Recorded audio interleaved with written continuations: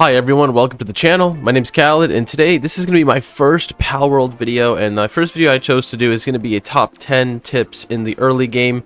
Might be a little bit more, might be a little bit less. I don't know. I didn't really count. I just kind of said, hey, let's just think of everything that helped me out in the beginning and let's make a video on it.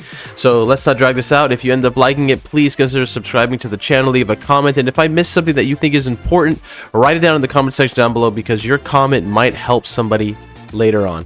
So let's get into it. Tip number one is going to be capture all the pals. This is very simple. This is very obvious. This is basically what the game is about. You want to capture the pals, but as you capture the pals, you get bonus experience, and that bonus experience is what's going to help you level up faster. By leveling up faster, it's going to allow you to get the cooler gear, get the better pal sphere, so you can catch even more powerful pals. Now, each pal has an objective to capture 10 of each type, so you wanted to go ahead and complete this because as you capture more and more of the same pal, you get more bonus experience when you capture them. So again, this is just going to boost you moving forward, and this is honestly one of the best ways to level up early with no exploits, just playing the game how you're supposed to play it. Tip number two is going to be base location. Now this spot right here I think is an amazing starter base location, but ideally when you settle down somewhere, you want to pick a spot where you are around a lot of resources. You don't necessarily travel, especially in the early game when you don't have multiple bases, which I will cover later on, and it's strategy you can use multiple bases for to help you get a lot of resources. But yes, this spot right here in the early game, coordinates going up on the screen right now. This spot is literally just a hill run down from spawn, and you're in such an awesome spot because whenever you get raided, the enemies have to cross the bridge, and then two, you'll have stone, iron, and you'll have the blue gems spawning in your base, so you can just mine them freely without having to travel far.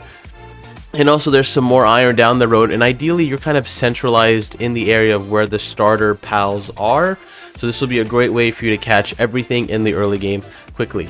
Tip number three, and this is kind of go into tip number four as well, this is going to be exploration. This one is definitely a very big and a very obvious one. You do want to explore the map, you want to go venture out, you want to see where the difficulty is, you want to see, hey, what's over here. Don't be afraid, please explore the game. The more you open up the map, the much better, like, not even good English right there, the better the game is going to be, because one, you're going to get more fast travel points, which by getting fast travel points is going to go ahead and help you to get more technology points. You can start upgrading and getting more better gear by unlocking through the tech tree. Now, tying into tip number four, how to get wheat in the early game. This is very, very important because wheat is what you need to upgrade your base, and like I said, we're going to talk about base progression here in just a second.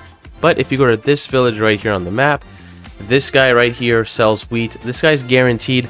I have seen other roaming villagers or merchants walking around, and I've seen that their inventories are really random. But this guy for some reason has guaranteed wheat every time I've gone to him. So please go here, buy some wheat seeds so you can get to upgrading your base, so your base can be bigger.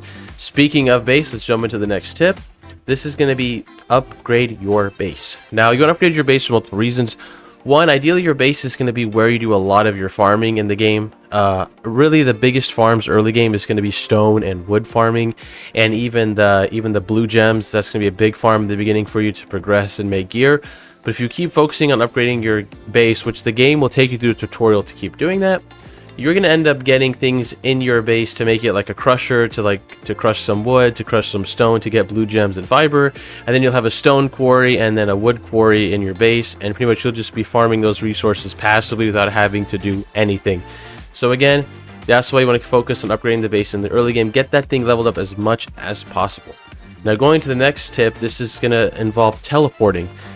Now, obviously, I'm not talking about teleporting using your traditional like totems around the map. I forgot what they're called. We'll call them the stone eagles. Like, you don't want to use that.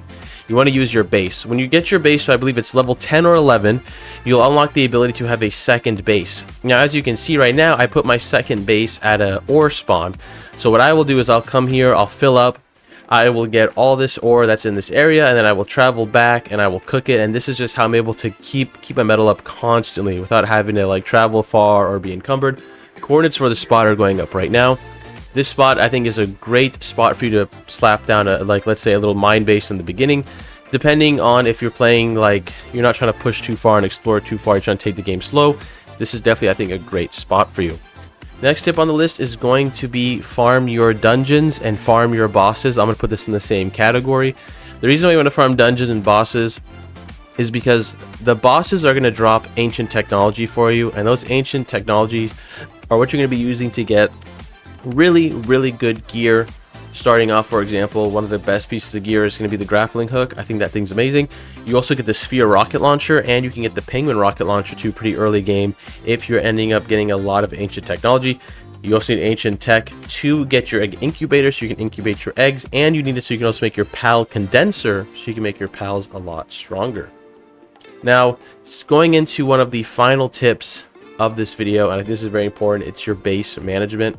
In the early game, it's kind of confusing because you're catching pals and you're focusing on things, but when you're working on your base, try to focus on only putting pals in your base that are kind of one stat focused.